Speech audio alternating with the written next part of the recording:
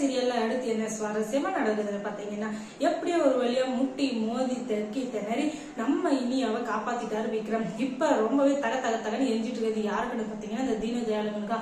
அவனை எப்படியாச்சும் கண்ணை பெட்டி காத்தல விட்ட மாதிரி தெரியணும் அப்படின்றதுக்காக இந்த இடத்த விட்டு அவனை நவுத்தணும்னு சொல்லிட்டு ரொம்பவே பிளான் பண்ணாரு விக்ரம். ஆனா அது எதுவுமே நடக்கல. ஆனா இனியா இப்போ ஒரு சவால் விடுறாங்க. என்ன எப்படி நீ கஷ்டப்படுத்தினியோ, என் விக்ரம் எப்படி கஷ்டப்படுத்தினியோ அதே கஷ்டத்தை நீயும் அனுபவிக்கல. கண்டிப்பா அனுபவிக்கதான் போற, அதை நாங்களும் பார்க்கதான் போறோம். உன்னை எண்ணி 2 நாள்ல வேலையை விட்டு தூக்கல, என் பேர் இனியா இல்ல அப்படின்னு சவால் விட்டுட்டு சிங்கனடை போட்டு இவங்க இருந்துகிட்டு அவங்க வீட்டுக்கு போயிட்டு இருக்காங்க. வீட்டுக்கு போற வழியில ஒரே ரொமான்ஸ் தான் அந்த கார்லயே. இப்படிதான் ரொமான்ஸ்ன்னு இல்லை, அந்த அளவுக்கு ரொமான்ஸ் பண்ணிட்டு இருக்காங்க. ஏன்னா ரொம்ப நல்லா ஜெயிலுக்கும் வீட்டுக்கும் அதுக்கப்புறம் கடத்தி வச்சுக்கிறது இதே பொழப்பா போச்சு. இப்ப இருந்துகிட்டு இந்த தீனதயாளனுக்கு அப்படியே தலையில சூடு வச்ச மாதிரி இருக்கு. ஏன்னா அந்த அளவுக்கு கோத்திருக்கா. இந்த இனியாக்கு எவ்வளவு தைரியம் தான் என்னையவே கிண்டல் பண்றன்ற பேர்ல நக்கலை வச்சுட்டு போவா அப்படின்னு சொல்லிட்டு பயங்கரமா கோத்திருக்காரு. இப்ப உடனே பண்ணாருங்க பாருங்க, மாயாவுக்கு போன் பண்ணி இப்படிதான் வெளியே வந்துட்டா என்ன பண்றதுன்னு தெரியல, இப்படியாச்சும் அவளை காடு வைத்து அவளை ஏதாச்சும் ஒண்ணு பண்ணும் அப்படின்னு சொல்லிட்டு பயங்கர கோத்திருக்காரு. அதுக்கும் மேல அதாவது கமிஷனர் வந்து என்ன சொல்றாருன்னு பாத்தீங்கன்னா, இனிமே நீங்களே வந்து போட்டா போதும், ஏன்னா அவங்களோட ஹெல்த் கண்டிஷன் வந்து ரொம்பவே சீரியஸா இருக்கிறதுனால நீங்க மட்டும் எழுத்து போட்டா போதும் அப்படின்னு சொல்லிட்டு கமிஷனர் சொல்லிடுறாங்க. இதுக்கு மேல எந்த பிரச்சனையும் இல்லை. அதனால இவங்க 2 பேரும் அவங்களுடைய வாழ்க்கையை சந்தோஷமா ஓட்ட போறாங்க.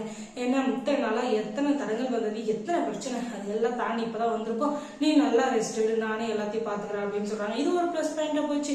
இனிமே வீட்லயே இருக்கலாம் ஜாலியா அப்படின்னு சொல்லிட்டு இப்பதான் இனியாவுக்கு நல்ல காலம் வந்திருக்கு.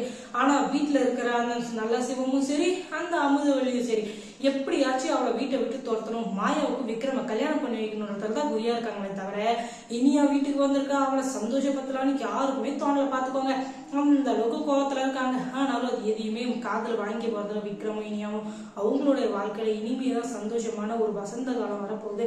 அதை எப்படி சந்தோஷமா அனுபவிக்கலாம் தான் அவங்க பார்க்க போறாங்க.